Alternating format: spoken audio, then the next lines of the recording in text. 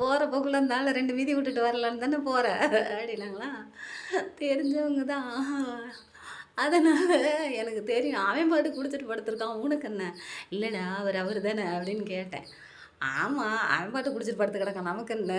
அப்படின்னு சொல்லி இருக்கிற பிரச்சனை பத்தலன்னு இது வேறயா? சும்மா இருக்கிறவங்கள அடிச்சா கூட பரவால்ல. குடிகாரன அடிச்சா 4 பேர் எதுக்கும்மா அவன் பாட்டுக்கு தானே படுத்துருக்கான். நீ ஏம்மா போய் அடிக்கிறேன்னு கேட்பாங்கல்ல. அதனால நீ வா எனக்கு தெரியும். அப்படிதானே நீ யோசிச்ச அப்படின்னா. சரி அப்படின்னு சொல்லிட்டு போயிட்டாங்க. அந்த மாரி தான் அவங்க அன்னைக்கு படுத்திருந்திருப்பாரு போலுக்கு. உடனே என்ன பண்ணியிருக்காங்க, அ அண்ணன் தம்பிங்க 2 பேரும் அந்த துணிய எடுத்துட்டு போயிட்டு, அ என்ன பண்ணியிருக்காங்க, திரும்பி கூட பார்க்கலையாம் பாருங்க. அப்பா அப்படி படுத்திருக்காருன்ட்டு. அப்படியே மூடிட்டு வந்துட்டாங்களாம். பின்பாக்குல போய் மூடுனாங்களாம் அண்ணனுங்க 2 பேரும். அப்ப இதுதான் அப்போ அவங்க அப்பா எந்திரிச்ச உடனே அத கேள்விப்பட்ட உடனே அவங்க பையன என்ன சொல்லிட்டாரு, சவிச்சுட்டாரு.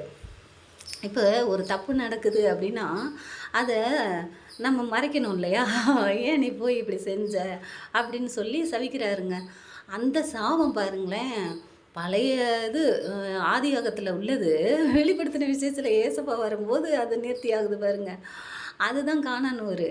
அந்த ஆள் பேரு கானான். அப்ப அந்த ஊர்ல இருந்து அந்த அம்மா வராங்க. அந்த சாபத்த எடுத்து போடுறதுக்காண்டி வராங்க. பார்த்தீங்களா? எவ்வளோ தூரம் போகுதுன்னு பைபிளு.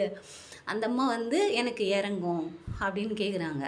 அதுக்கு தான் ஏசப்பா சொல்றாரு, பிள்ளைகளுக்கு குடுக்குற அப்பத்த எடுத்து நாய்க்குட்டிக்கு போடலாமோ? அப்படின்னு அவர் கேள்வி கேட்குறாரு. அதுக்கு அந்த அம்மா சொல்றாங்க, அ மேசையில இருந்து சிந்துற அந்த துணிக்கைகள்லாம் எடுத்து அந்த நாய்க்குட்டி சாப்பிட்டு உயிர் வாழாதோ?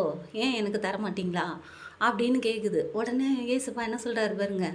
அந்த பொம்பள மேல ரொம்ப இரக்கப்பட்டு அந்த அம்மா மேல ரொம்ப இரக்கப்பட்டு உடனே சொல்றாரு, "சரி நீ எவ்வளோ ஞானமா பேசியிருக்க. இன்னையிலேருந்து உன் சாபம் போகுது. உன்னோட பிள்ளை சரியாயிடும்." அப்படின்னு சொல்லுவாருங்க. உடனே அவங்க அந்த ஆசீர்வாதத்த பெற்றுக்கொண்டு போவாங்க. அப்படிதாங்க பழைய ஏற்பாட்டுக்கும், புதிய ஏற்பாட்டுக்கும் நெறைய கதைகள் இருக்கும். நீங்க ஷார்ட்ஸ் பார்த்தா தெரியாது. நான் ஷார்ட்ஸில கொஞ்சம் தானே போடுவோம். அப்படியே நீங்க வீடியோக்குள்ள போய் பார்த்தீங்கன்னா, அதில கொஞ்சம் தெரியும் பாருங்களேன்.